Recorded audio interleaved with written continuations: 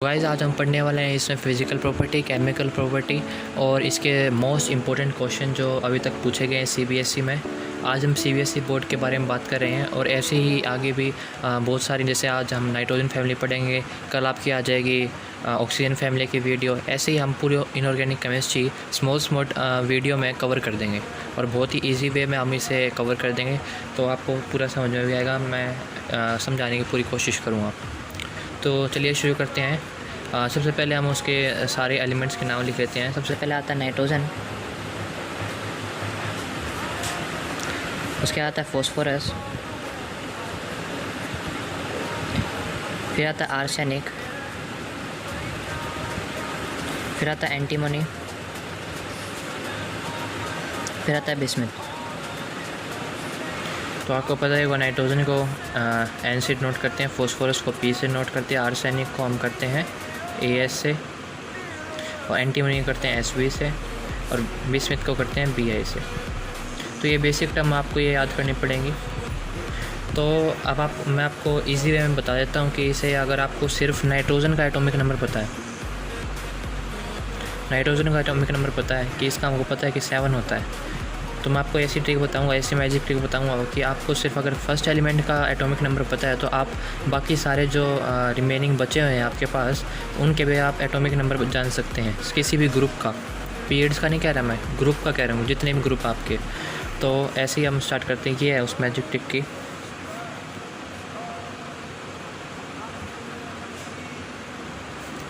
तो हम यहाँ पे 7 प्लस में 8, सबसे पहले आपको 8 ऐड करना है। 8 ऐड करने के बाद आ जाएगा इसमें 15 में आपको करना है दोबारा से प्लस 18, आ जाएगा आपका 33।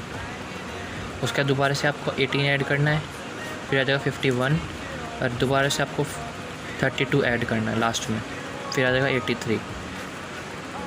तो गाइज़ अब हमने सारे एटॉमिक नंबर निकालने हैं इसके। तो जैसे 7 प्लस 8 करें यहाँ पे हमने, तो आ गया हमारे पास 15। इसमें दोबारा प्लस 18 कर दिया अब की बार, तो आ गया हमारे पास 33।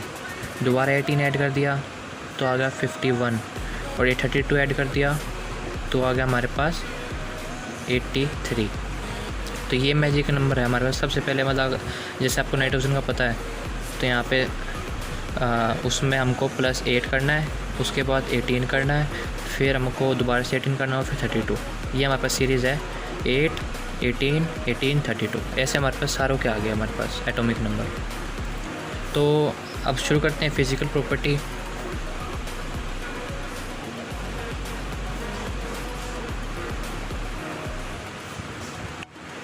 तो गाइस हम यहाँ पे फिज़िकल प्रॉपर्टी पढ़ेंगे, जिसपे हम atomic radius, ionisation enthalpy, electronegativity और metallic and non metallic nature, और हमारे पास जितनी भी केमिकल प्रॉपर्टी उसके बाद वो पढ़ेंगे, और फिर इम्पोर्टेंट क्वेश्चन। तो चलिए सबसे पहले हम एटॉमिक साइज़ के बारे में या एटॉमिक रेडिया के बारे में बात कर लेते हैं।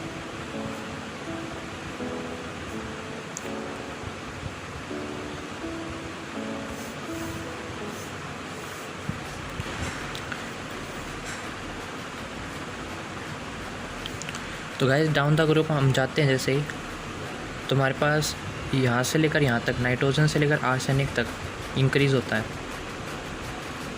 और एंटीमोनी से लेकर बिस्मुथ तक लेस इंक्रीज़ होता है। लेकिन अगर आपको पूछा जाए कि ट्रेंड क्या है, यहाँ पे ट्रेंड पूछा जाए कि डाउन द ग्रुप क्या होता है, इंक्रीज़ होता है या डिक्रीज़ होता है। डाउन द ग्रुप क्या होता है हमारे पास, इंक्रीज़ होता है। डाउन द ग्रुप क्या होता है हमारे पास, ट्रेंड क्या हमारे पास, इंक्रीज़ होता है एटॉमिक साइज़। अब क्यों होता है वो मैं आपको समझाता हूँ। नाइट्रोजन और अभी हम ये टेबल बना देते हैं पहले। यहाँ पे आता है nitrogen, phosphorus, arsenic, antimony, bismuth. तो गाइस आपने 11th में पढ़ा होगा कि नाइट्रोजन और फॉस्फोरस जी किस में आते हैं, इनकी जो शील्डिंग होती है वो होती है एस। जो आर्सेनिक और एंटीमनी है इनकी होती है डी, और बिस्मुथ की होती है एफ। तो आपने ये भी पढ़ा होगा स्क्रीनिंग इफेक्ट क्या होता है। तो मैं आपको एक्सप्लेन करता हूँ क्या होता है। जैसे आपका ये न्यूक्लियस है पॉजिटिव चार्ज, ये उसके ऑर्बिट है। लास्ट ऑर्बिट में जैसे आप देखते हैं यहाँ पे इलेक्ट्रॉन है हमारे पास, इलेक्ट्रॉन है। तो स्क्रीनिंग इफेक्ट सबसे स्ट्रॉन्ग होती है एस की, उसके बाद होती है पी की, फिर होती है डी की, फिर होती है एफ़ की। अगर ये मान लो यहाँ पे हमारी एस की स्क्रीनिंग है, तो इलेक्ट्रॉन है, इनके बीच में जो अट्रैक्शन है, अट्रैक्शन होती है, आपको पता होगा कि पॉजिटिव चार्ज और नेगेटिव चार्ज के बीच में अट्रैक्शन होती है। अगर यहाँ पे एस की शील्डिंग है तो ये अट्रैक्शन मतलब इसी एस की शील्डिंग की वजह से कितनी अट्रैक्शन हो, ये इलेक्ट्रॉन यहाँ पे अंदर नहीं जाएगा यहाँ पे। लेकिन मान लो यहाँ पे अगर एफ़ की शील्डिंग हो, एफ़ की, तो ये हमारे पास वीकेस्ट, हमने यहाँ पे समझा है वीकेस्ट शील्डिंग होती है इसकी। तो इलेक्ट्रॉन क्या ईजिली ये अंदर चला जाएगा, क्योंकि यहाँ पे तो कुछ है ही नहीं, ये हमारे पास नेग्लिजिबल है ये, तो इलेक्ट्रॉन आराम से अंदर खींच जाएगा। और डाउन द ग्रुप आपको पता हुआ कि साइज़ इंक्रीज़ क्यों होता है। डाउन द ग्रुप हमारे पास एटॉमिक नंबर इंक्रीज़ होते हैं और साथ के साथ ऑर्बिट भी इंक्रीज़ होते हैं। तो गाइस डाउन द ग्रुप जाते हैं तो नंबर ऑफ़ ऑर्बिट इंक्रीज़ होते हैं और नंबर ऑफ़ इलेक्ट्रॉन इंक्रीज़ होते हैं, ठीक है। लेकिन जैसे हमारे पास नाइट्रोजन में और फॉस्फोरस में जैसे बताया एस की शील्डिंग है, इसलिए इलेक्ट्रॉन उनके अंदर नहीं खींचते हैं, इसलिए उनका साइज़ क्या होता है, लगातार इंक्रीज़ होता रहता है। लेकिन हमारे पास जो आर्सेनिक है उसमें किसकी आ जाती है शील्डिंग, डी की आ जाती है, जो कि क्या है एस से क्या बहुत ज़्यादा कमज़ोर है, इसलिए इलेक्ट्रॉन जो है वो अंदर की तरफ चला जाता है, तो साइज़ क्या होगा, डिक्रीज़ हो जाएगा। इसलिए हमारे पास आर्सेनिक का क्या साइज़ होता है, इंक्रीज़ तो होता है, लेकिन इन दोनों के कंपैरिजन में, क्योंकि इसमें एस की शील्डिंग है, इन दोनों के कंपैरिजन में लेस इंक्रीज़ होता है। इनसे बड़ा तो होता है लेकिन लेस इंक्रीज़ होता है, क्योंकि यहाँ पे डी की शील्डिंग है। और बिस्मिथ का जो साइज़ है वो तो बहुत ही ज़्यादा लेस इंक्रीज़ होता है, क्योंकि उसमें एफ़ की शील्डिंग होती है। तो गाइस अब हम सेकंड प्रॉपर्टी पे आगे हैं, जो कि है ionisation enthalpy. The minimum energy required to eject electron from outermost shell is called ionisation enthalpy. Down the group ionisation enthalpy decrease due to the increase in atomic size.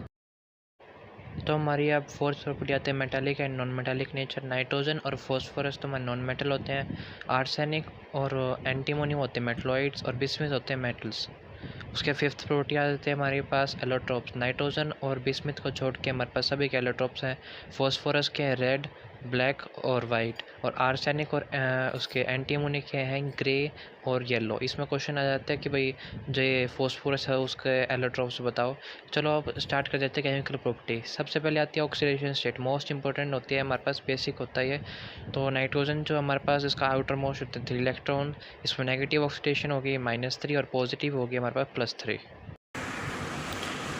तो guys अब हम यहाँ पे इसकी सेकंड प्रॉपर्टी पढ़ रहे हैं, second chemical property और मोस्ट इंपॉर्टेंट जो हमारे पास नाइट्रोजन फैमिली में, जिस पर 3 मार्क्स का क्वेश्चन आता है। तो यहाँ पे हमारे पास रिएक्शन विद हाइड्रोजन,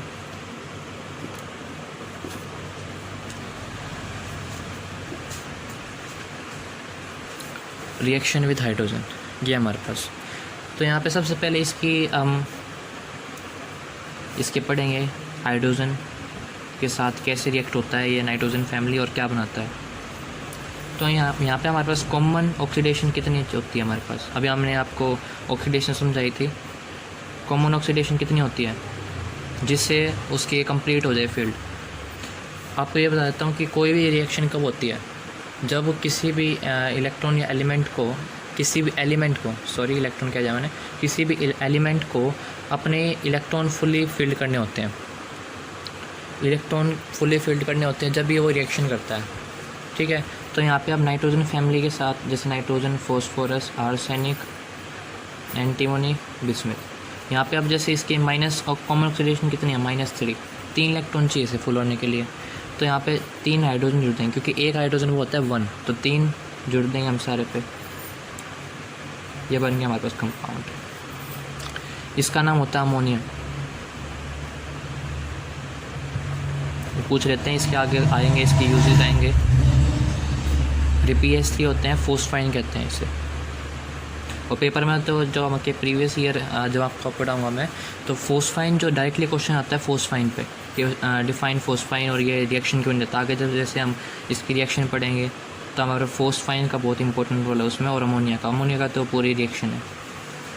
और जो अमोनिया और फोस्फाइन के नाम इतने वो कॉमन नहीं है, इनके नाम इतने हमारे पास ज़रूरी नहीं है, इसलिए मैं नहीं बता रहा। और यहाँ पे अमोनिया और फोस्फाइन जो है ये हमारे पास सफोकेटिंग होता है, इसलिए हमको यहाँ पे इसे निकोजेंस भी कहते हैं, PNICOGENS, निकोजेंस। सफोकेटिंग होती है अमोनिया और फोस्फाइन, NH3 और PH3, इसलिए हम उसे निकोजेंस भी कहते हैं। तो हम अब इसकी प्रॉपर्टी पढ़ेंगे। और अब आपको ये बता देता हूँ कि अब जैसे नाइट्रोजन फैमिली हाइड्रोजन के साथ रिएक्ट करके क्या बनाते हैं, हाइड्राइड्स। क्या बना लेते हैं, हाइड्राइड्स। अब हम यहाँ पे पढ़ेंगे नेक्स्ट प्रॉपर्टी इनकी। हाइड्राइड्स बना लिए इन्होंने, नाइट्रोजन फैमिली ने, तो जो 3 मार्क्स का क्वेश्चन होता है वो किस पे आएगा, hydrides of nitrogen family, oxygen family और हैलोजेंस। इनके साथ जैसे इसकी प्रॉपर्टी, इनमें से किसी में से भी 3 मार्क्स का क्वेश्चन आ सकता है, सीधा 3 मार्क्स का क्वेश्चन आ जाएगा और मुश्किल नहीं आएगा। मैं आपको बताता रहूँगा कौन कौन से क्वेश्चन आएंगे। तो अब हम पढ़ते हैं नाइट्रोजन फैमिली के जो हाइड्राइड्स होते हैं उसकी प्रॉपर्टी। तो उसकी प्रॉपर्टी पढ़ेंगे। फर्स्ट है उसके melting and boiling point.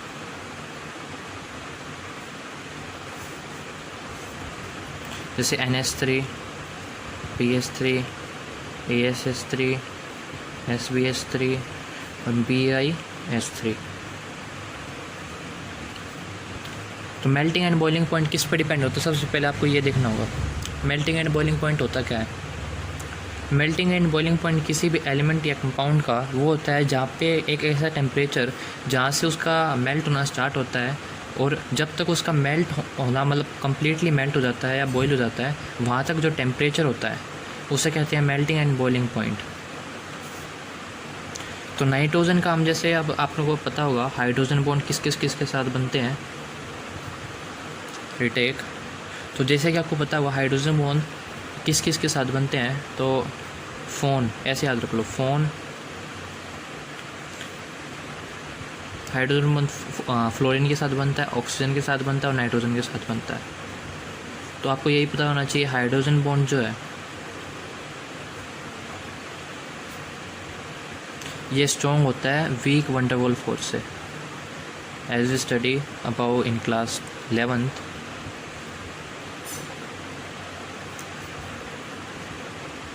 Week van der Waals force से क्या होता है, स्ट्रॉन्ग होता है हाइड्रोजन बॉन्ड। तो नाइट्रोजन बना सकता है हाइड्रोजन के साथ, तो यहाँ पे हाइड्रोजन बॉन्ड ही तो है, देखो ध्यान से। तो आप ये बताओ जिसमें इंटरमोलिकुलर फोर्स है ज़्यादा है उसमें उसका ज़्यादा melting point and boiling point होगा, या जिसका इंटरमोलिकुलर फोर्स क्या होती है, जो एटम के बीच में जो फोर्स होती है। अगर इंटरमोलिकुलर फोर्स जैसे आप सॉलिड में लगा लो, सॉलिड में क्या होता है, लिक्विड से बहुत ज़्यादा होती है इसलिए वो जुड़े रहते हैं। अगर यहाँ पे खुले कर देते हैं हम, इतना स्पेस हो जाए कि वो लिक्विड बन जाए, इंटरमोलिकुलर स्पेस क्या हो, कम हो जाए इतनी कि वो लिक्विड बन जाए, और बिल्कुल ही दूर हो जाए इंटरमोलिकुलर बिल्कुल ही ना उनके बीच में, तो क्या बन जाती है, वो गैस बन जाती है। इस हिसाब से समझ लीजिए। तो यहाँ पे हाइड्रोजन बॉन्ड है इनके बीच में, तो इंटरमोलिकुलर फोर्स स्ट्रॉन्ग है, तो इनका मेल्टिंग पॉइंट क्या होगा, ज़्यादा आएगा PH3 से। तो यहाँ पे जब NH3 से PH3 की तरफ मूव करेंगे तो हमारे पास जो मेल्टिंग एंड बॉइलिंग पॉइंट क्या हो जाएगा, डिक्रीज़। लेकिन अब एक और प्रॉपर्टी लगेगी, अब क्या हो रहा है, इनका साइज़ इंक्रीज़ हो रहा है, ASH3 का और बड़ा, इसका और बड़ा और इसका और बड़ा। तो आपको यही पता होगा वीक जो वैन डर वाल्स फोर्स होती है, weak van der Waals force वो किस पे डिपेंड करती है, डायरेक्टली प्रोपोर्शनल सरफेस एरिया। तो जैसे कि हमारे पास डाउन द ग्रुप क्या हो रही है, सरफेस एरिया इंक्रीज़ हो रहा है, तो उसका जो इंटरमोलिकुलर फोर्स है वो और स्ट्रॉन्ग हो जाएगी, weak van der Waals force है वो इंक्रीज़ हो जाएगी। तो डाउन द ग्रुप जो होता है मेल्टिंग एंड बॉइलिंग पॉइंट क्या होता है, इंक्रीज़ होता है। क्वेश्चन क्या आता है इसमें से वो बताता हूँ आपको। क्वेश्चन आता है कि NH3 जो है उसका जो मेल्टिंग एंड बॉइलिंग पॉइंट है वो क्यों उसका जो मेल्टिंग एंड बॉइलिंग पॉइंट है क्यों ज़्यादा होता है PS3 से। तो आपको बताना है due to the presence of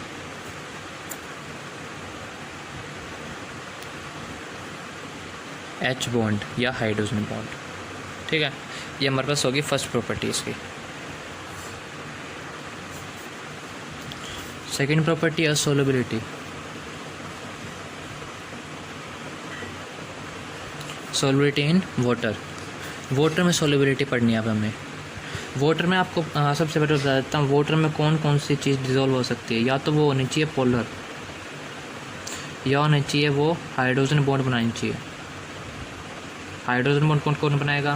वो बनेगा नाइट्रोजन और ऑक्सीजन और फ्लोरीन, ये तीन बनाएंगे। ठीक है, और ये होना चाहिए पोलर। तो इन सारों में जैसे नाइट्रोजन ये बना लिया हमारे पास NH3 PS3 ASH3 SBH3 BiH3। इसमें हमारे पास ये सारे तो नॉन पोलर हैं, लेकिन इसमें जो NH3 है वो क्या है? इसके बीच में हाइड्रोजन बॉन्ड है। हाइड्रोजन बॉन्ड है तो मैंने यहाँ पे बताया था वाटर में डिज़ोल्व कौन कौन से हो जाएंगे। या तो पोलर होना चाहिए, पोलर तो नहीं इनमें से कोई, या होना चाहिए H बॉन्ड बनाना चाहिए। तो H बॉन्ड बना तो रहा है ये, इसलिए सिर्फ NH3 डिज़ोल्व हो जाता है। ठीक है, उसके बाद थर्ड आती है प्रॉपर्टी हमारे पास इसकी थर्मल स्टेबिलिटी।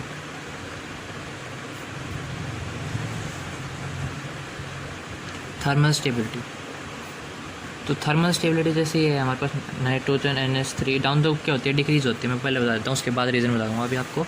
तो NH3 PS3 ASH3 SBH3 और BiH3। तो डाउन द क्या होती है हमारे पास? डिक्रीज़ हो जाती है। क्यों डिक्रीज़ होती है वो बताता हूँ मैं आपको।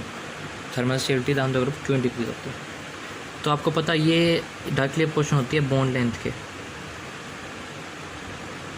और हमने पहले पढ़ा इसी वीडियो में डाउन द क्या होता है हमारे पास? साइज़ इंक्रीज़ होता है। साइज़ इंक्रीज़ होता है तो उसकी जो बॉन्ड लेंथ होती है वो भी also increase. Also bond length increases. तो जैसे NH3 है, सबसे कम बॉन्ड लेंथ है। उसके बाद जैसे PS3 है, उसकी और बड़ी होगी बॉन्ड लेंथ। उसके बाद फिर होगी ASH3, उसकी और बड़ी होगी। और ये सबसे बड़ी होगी ऐसे करके SB की होगी और बड़ी। और सबसे ज़्यादा बड़ी होगी उसके बाद इसकी बिस्मिथ के साथ जो हाइड्रोजन में इसकी। तो यहाँ पे आप खुद बताओ, जिसकी ज़्यादा बॉन्ड लेंथ होगी वो ईज़िली ब्रेकेबल हो जाएगा। तो यहाँ पे ये आसानी से ब्रेक हो जाएगा। आसानी से ब्रेक हो जाएगा तो लेस टेम्परेचर ब्रेक होएगा, तो थर्मल स्टेबिलिटी उसकी डिक्रीज़ हो जाएगी। थर्मल स्टेबिलिटी जैसे लेस, इसमें क्या लगेगा? सबसे ज़्यादा टेम्परेचर लगा, मतलब मोस्ट स्टेबल है ये, और ये क्या है? लेस स्टेबल है। तो BiH3 जो है उसका सबसे कम होता है, वेरी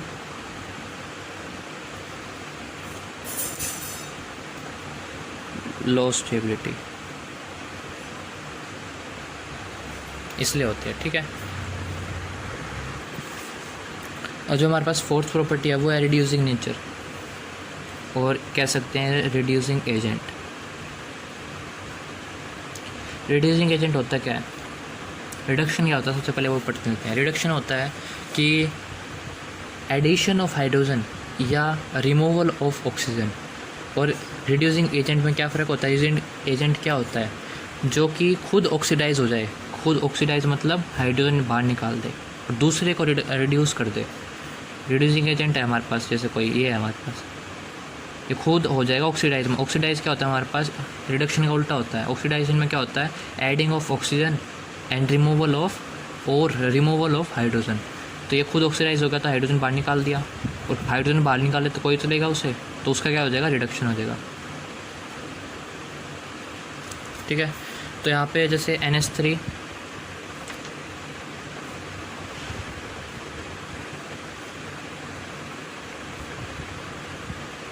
तो डाउन द ग्रुप जो हमारे पास वो रिड्यूसिंग नेचर क्या होगा? डिक्रीजेस। क्यों होगा डिक्रीजेस? ये भी डायरेक्टली क्वेश्चन होता है इन्वर्सली प्रोपोर्शनल होता है किसके, बॉन्ड लेंथ के।